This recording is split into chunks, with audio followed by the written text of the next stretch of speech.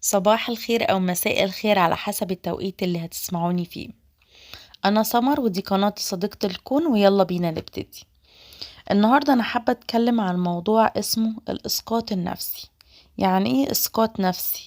يعني حاجة موجودة عند حضرتك في نفسك وحضرتك مش عايز تتصالح معاها وبتلقي بيها على الشخص التاني. يعني زي إيه مثلا؟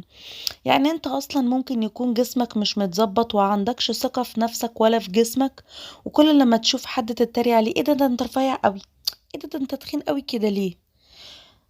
مثلا في حد تاني تلاقيه مثلا في موضوع شاطر جدا في قلب الترابيزة، ولما يجي يتخانق مع اي حد يقول له: ايه ده هو في ايه؟ هو انت هتقلب الترابيزة عليا ولا ايه؟ هو اصلا يعني الطرف التاني لا لحق يتكلم ولا لحق يبرر ولا لحق حتى يدافع عن نفسه ولا يقول حتى كلمتين على بعض.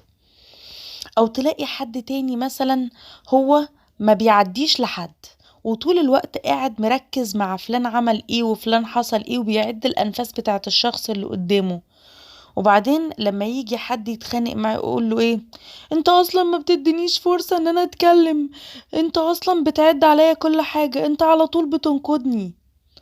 يا ريت قبل ما احنا نرمي اللوم على غيرنا ونخلي غيرنا شماعة، بص دقيقة بس جواك وشوف إذا كانت الحاجة دي فعلا حقيقية من جواك ولا لأ، علشان مش انت بس بتضر نفسك، انت بتخلق لنا كمان ضحايا نفسيين تانيين.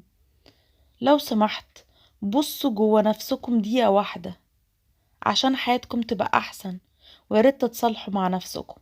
يومكم جميل.